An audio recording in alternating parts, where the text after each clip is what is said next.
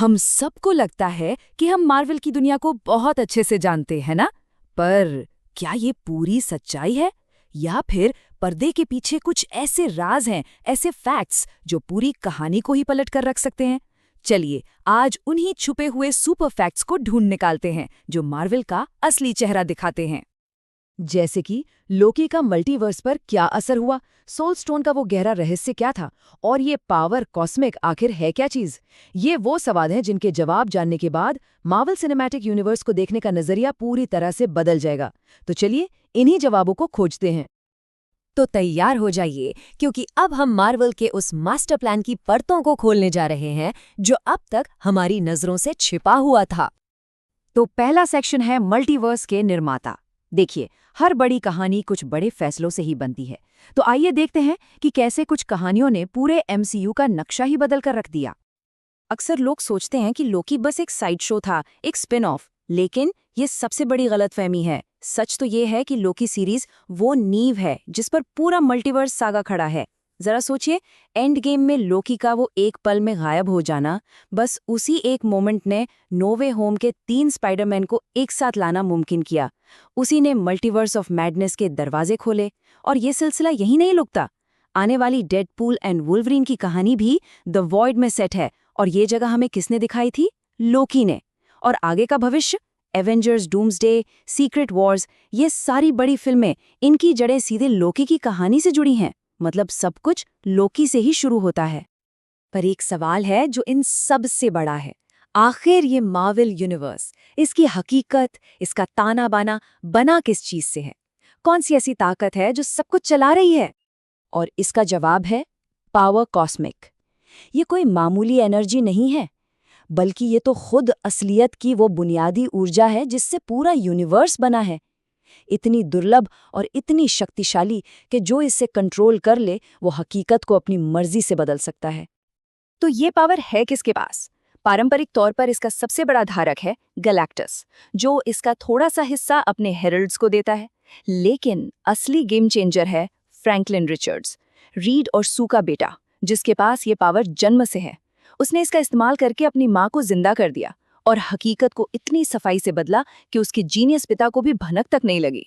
ये एक बहुत बड़ा इशारा हो सकता है कि ब्रह्मांड का पावर बैलेंस अब बदलने वाला है। चलिए अब आते हैं सेक्शन 2 पर, पर्दे के पीछे के रहस्य। अब हम कहानी से निकलकर असल दुनिया में चलते हैं, जहां प्रोडक्शन की उथल-पुथल ने उन फिल्मों को वो शक्ल दी जिन्हें हम आज जानते हैं। क्या किसी को पता है कि वांडाविजन कभी भी पहली डिज्नी प्लस सीरीज बनने वाली ही नहीं थी? असली प्लान तो falcon and the winter soldier के लिए था, लेकिन फिर आया पैंडेमिक और सब कुछ ठप हो गया। वांडाविजन की शूटिंग जैसे तैसे नवंबर 2020 में पूरी हुई, और कमाल की बात यह है कि सिर्फ 2 महीने बाद ही इसे रिलीज कर दिया गया। हालत ये थी कि पोस्ट प्रोडक्शन का काम रिलीज होने के साथ साथ चल रहा था। और इस जल्दबाजी का नतीजा ये हुआ कि एक पूरी की पूरी कहानी जो हमें कभी देखने को ही नहीं मिली। जरा कल्पना कीजिए, हर एपिसोड के विज्ञापनों में डॉक्टर स्ट्रेंज की आवाज होती, जो वांडा तक पहुंचने की कोशिश कर रहे होते, और फिनाले में वो खुद एक फार्मासिस्ट बनकर सामने आते। ये सब प्लान किया गया था, लेकिन वक्त की कमी में सब पर पानी फेर दिया।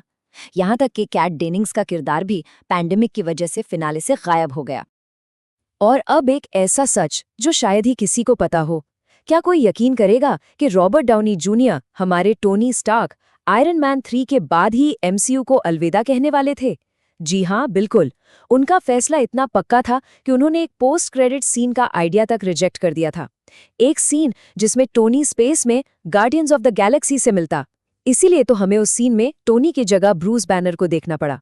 अब जरा सोचिए, अगर आरडीजे उस वक्त चले जाते तो एंड गेम का क्या होता? वो स्नैप कौन करता? अब बात करते हैं किस्मत के अजीब से खेल की। Everything everywhere all at once के लिए अपना गोल्डन ग्लोब लेते हुए की वी क्वान ने मजाक में कहा, मैं 2 साल से एक लोकी लूप में हूं और अब मेरे बाहर निकलने का समय आ गया है।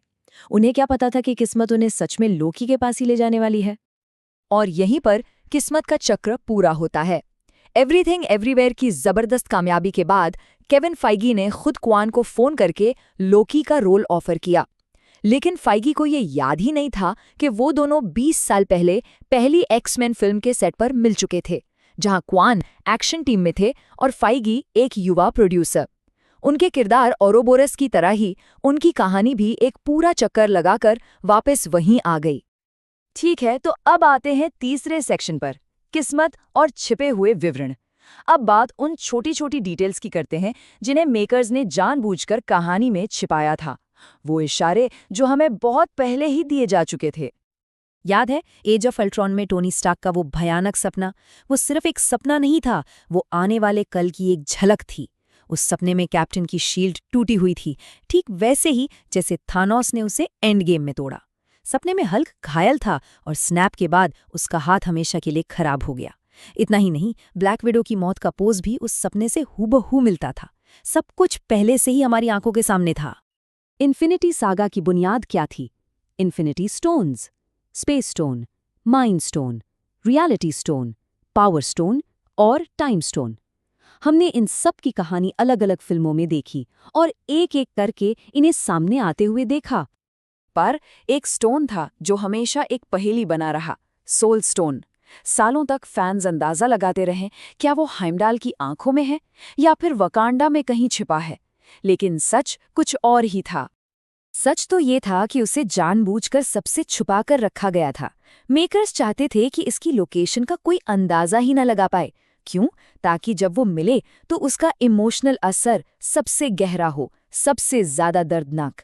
और इसका राज उस किरदार के पास था जिसके लिए ये सच बताना अपनी पूरी दुनिया को तबाह करने जैसा था।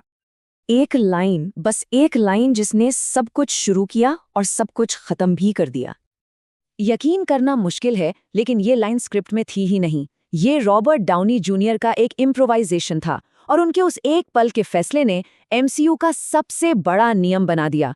कोई सीक्रेट आइडेंटिटी नहीं, बस इसी एक लाइन ने पूरी दुनिया के सामने सुपर हीरो का सच रख दिया। और फिर देखिए किस्मत का खेल, 11 साल बाद यही एक लाइन पूरे इन्फिनिटी सागा का अंत भी बनी। वाकई एक परफेक्ट सर्कल। और अब हमारा आखिरी सेक्शन, मार्वल की कला। चलिए अब उस कलाकारी के बात करते हैं जो इन कहानियों में जान डालती है, वो छोटी छोटी क्रिएटिव डिटेल्स जो हर फ्रेम को खास बनाती हैं। इनटू द स्पाइडरवर्स की कलात्मकता का कोई जवाब नहीं। जब तक माइल्स अपनी शक्तियों को लेकर कंफ्यूज रहता है, उसे 12 फ्रेम्स प्रति सेकंड पर एनिमेट किया जाता है, जिससे उसकी हरकतें थोड़ी अटपटी और कच्ची लगती हैं। लेकिन जिस पल वो खुद पर यकीन करता है और एक असली स्पाइडरमैन बनता है, उसका एनिमेशन तुरंत 24 फ्रेम्स प्रति सेकंड पर शिफ्ट हो जाता है, एकदम स्मूथ, कॉन्फिडेंट, पावरफुल। ये सिर्फ एनिमेशन नहीं है, ये एनिमेशन के जरिए कहानी कहने की कला है। और अब एक ऐसी डिटेल जिस पर शायद ही किसी का ध्यान गया हो। फैंटास्टिक फोर में रीड रिचर्ड्स की लैब पर गौर कीजिए। वहाँ अलग अलग रंग के वर्क स्टेशंस हैं और हर रंग का एक खास मतलब है। लाल स्टेशन प्रोटोटाइप बनाने के लिए, पीला स्टेशन आइडियाज डिस्कस करने के लिए और नीला स्टेशन मिशन कंट्रोल के लिए। मतलब सेट डिजाइन में भी कहानी छिपी हुई है। और आखिर में ये याद रखना बहुत ज़रूरी है कि ये इतनी बड़ी बड़ी कहानियाँ छोटे छोटे इमोशनल पलों से ही बनती हैं। जब माइल्स की वजह से ग्वेन को एक नया हेयरकट मिलता है तो वो उसकी तारीफ करता है, और बाद में हमें पता चलता है कि ग्वेन में उस हेयर स्टाइल को कभी बदला ही नहीं, क्योंकि इन विशाल यूनिवर्स में अंत में इंसानी जुड़ाव ही तो है जो सबसे ज़्यादा मायने रखता है।